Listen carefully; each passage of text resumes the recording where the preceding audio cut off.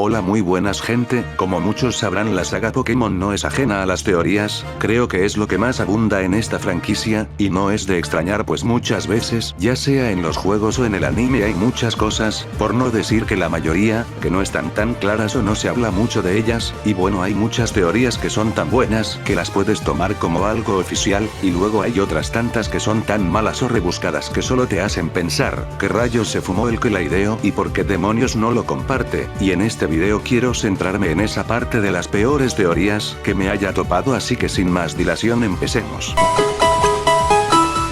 Para calentar motores empezaremos con un clásico, la de que Ash está en coma y todo es producto de un sueño. Si lo sé, no hace falta que me lo digan que con la finalización de la última temporada en la que Ash era protagonista, esta teoría está más que desmentida, pero esta teoría fue tan icónica que comenzó, o mejor dicho fue la culpable, de la oleada de teorías basura de X protagonista está en coma o fase terminal y todo pasa en su cabeza, pero estoy divagando. Ahora se preguntarán cuáles son los puntos de esta teoría, pues que en el primer capítulo del anime, cuando Pikachu defiende a Ash de la manada de Spearows, el rayo que usó Pikachu alcanza a Ash provocando su coma, pues en la vida real ningún humano sobreviviría a un rayo, por eso Ash sigue con 10 años durante toda la serie sin cambiar de personalidad, por eso Misty, Aura y Maya tienen la misma cara, que por cierto esta teoría es de cuando el anime estaba en la temporada de Diamante y Perla, de ahí esta teoría. Además también se da el lujo de decir que esta es la razón del por qué los diseños nuevos son peores en cada generación, pues es la mente de Ash llegando a su final. Para ser justos, esta teoría fue muy popular en su momento y hubo muchas personas que se lo creyeron, pero mientras más lo piensas más tiene fallos. El primer fallo es que quiere usar la lógica del mundo real en el mundo Pokémon. Es verdad que un humano no sobreviviría a un rayo, mucho menos un niño, así que Ash no debería estar en coma, directamente debería estar muerto en primer lugar. Además, quien llevó a Ash al hospital, en el episodio Ash estaba solo con Pikachu y no había nadie cerca, incluso Misty recordemos que le robó la bici y se fue por un largo camino. Si usamos la lógica del mundo real en el mundo de Pokémon como quiere la teoría, necesitaría Ash de atención médica inmediata para siquiera tener la oportunidad de sobrevivir, pero bueno, digamos que sí, está en coma, pero porque imaginaría que existen los Pokémon, por lo menos los de la primera generación, porque imaginaría a tantos, así no funciona la mente de los que están en coma. Y hablando de imaginar, ¿por qué también a una chica random que le robó la bici, que no significa nada para ella y además la imaginaría como distintas personas, sobre todo, donde entra Brock? Aquí aclaro que esta teoría tiene tantas versiones que muchos han buscado el cómo meter a Brock para que cuadre la teoría, como que representa a su padre, pero como dije, la mente no funciona así. Primero pensaría en su propio padre que en alguien más. Además no es el único personaje masculino que lo acompaña, también está Trasey y Max. ¿Dónde entran ellos? Pues quién sabe. Además de sus rivales en las regiones, donde entra Paul, se parece a Gary en actitud a lo mucho, pero ¿qué hay de Morrison, Tyson o Tobias? Ninguno de ellos se parece a Gary para que sea el mismo caso que Misty. Simplemente esta teoría nunca tuvo sentido, solo una forma rebuscada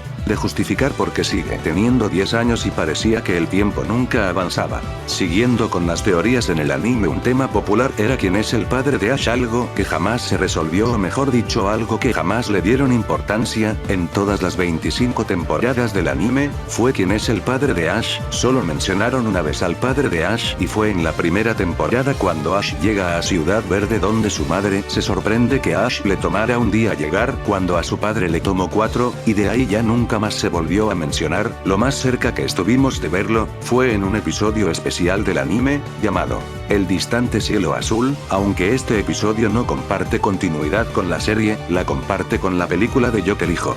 Además recalco en el más cercano, debido a que no vemos al padre de Ash, se iban a reunir con su madre y él, pero cuando Ash llega al lugar de la reunión su padre se fue por una emergencia repentina, pero le deja su icónica gorra de las primeras temporadas como regalo. Igualmente recomiendo este especial, es muy bonito la verdad, pero de esto no estamos hablando de eso. Ahora volviendo con las teorías, la verdad sobre quién es el padre de Ash siempre me han parecido bizarras, porque los candidatos que más he escuchado son Hoak, Giovanni, Red, Mime este último la gente lo dice más por meme, pero me he topado con gente que lo cree de verdad. Quitando eso de lado, la verdad es que todas las teorías sobre quién es el padre de Ash son muy rebuscadas. Con Oak sinceramente es el mismo caso que con Mime, un chiste que se salió de control. Que Red sea el padre también es igual de ilógico, pues simplemente hay que usar la lógica. Brook y Misty lo acompañaron por un buen tiempo, en especial Brook, alguna vez pudo mencionar que conoció a su padre, además de que en ningún episodio hacen referencia a que Red exista en el anime, igual con Giovanni no se basa en nada, o hacen referencia a nada, simplemente la gente lo teorizó por un enfrentamiento padre contra hijo, pero la realidad es que a los productores del anime simplemente no le interesó hablar sobre el padre de Ash. Investigando lo más cercano a información que encontré fue que si planeaban hacer un episodio sobre el padre fracasado, pero lo descartaron por considerarlo demasiado cruel y prefirieron no mencionar padre de Ash. Esto último mejor tomarlo con pinzas, porque tampoco lo consideraría como cierto, teniendo en cuenta que la madre de Brook lo abandonó a él y a sus hermanos por considerar a su padre un fracasado, pero dejando eso de lado, creo que el padre de Ash simplemente existió, pero no fue nada interesante para hablar sobre él, un poco como el padre de Deku.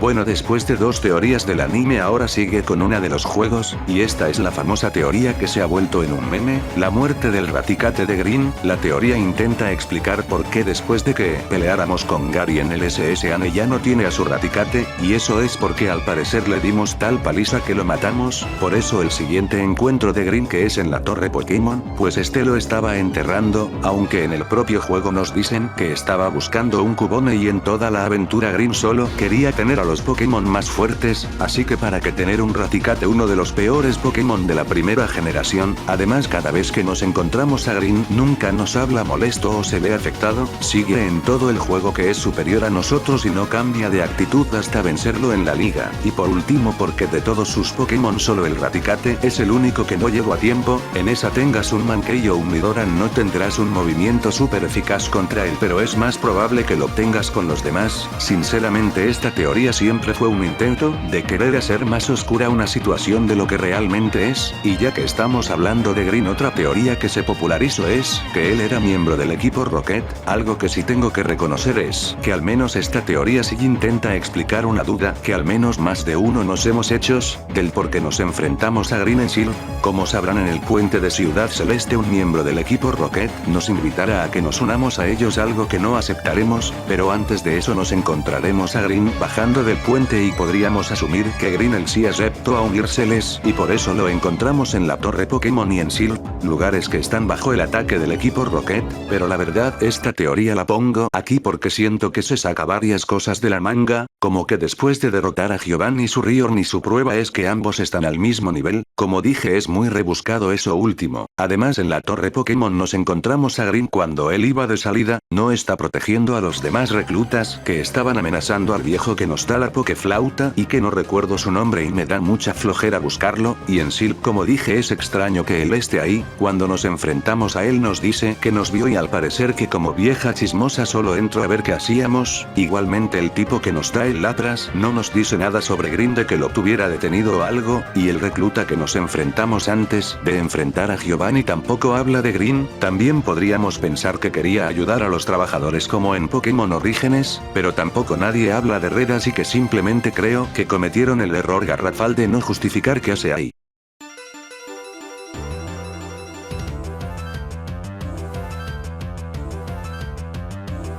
La última teoría de la que quiero hablar es la de que N es un Zoroark. Esta es una que tuvo muchos que la apoyaban, y la verdad nunca entendí el por qué. Uno de los puntos de esta teoría es que la razón del por qué entiende N a los Pokémon, y además es de los poco Pokémon que también pueden hablar como los humanos, cosa que es cierta, no negaré eso. En Blanco 2 nos encontramos un NPC que nos da la MT al Abido y después de eso se convierte en un Zoroark y se va. Y otro punto, y es que después de pasarnos la liga un Zoroark que antes nos bloqueaba el paso, nos guiara al castillo de N y este desaparecerá. Por último también sacan a colación una conversación de unos reclutas del equipo Plasma donde N estaba escuchando a escondidas y sinceramente esta es la parte más rebuscada de todas, porque esta conversación la verdad no es nada especial, o nos dice entre líneas o si es verdad N es Zoroark.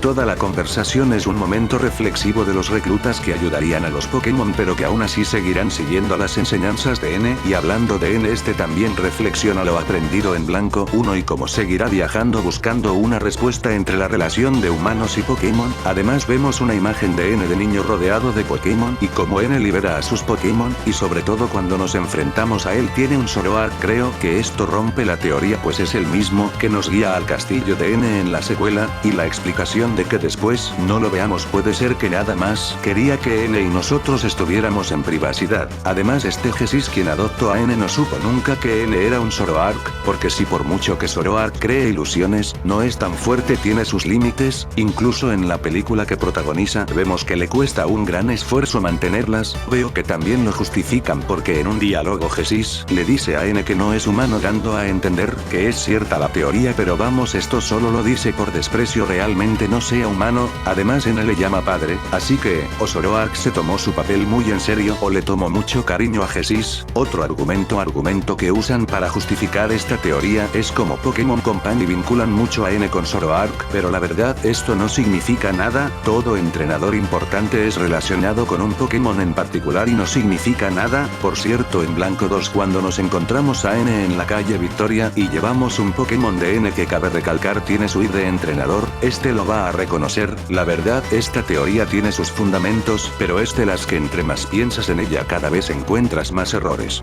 Bueno, estas fueron las teorías que al menos nunca me convencieron. Espero que les haya gustado el video y si tienen teorías que a ustedes jamás les gustaron pueden decirlo en los comentarios. De momento hasta pronto, adiós.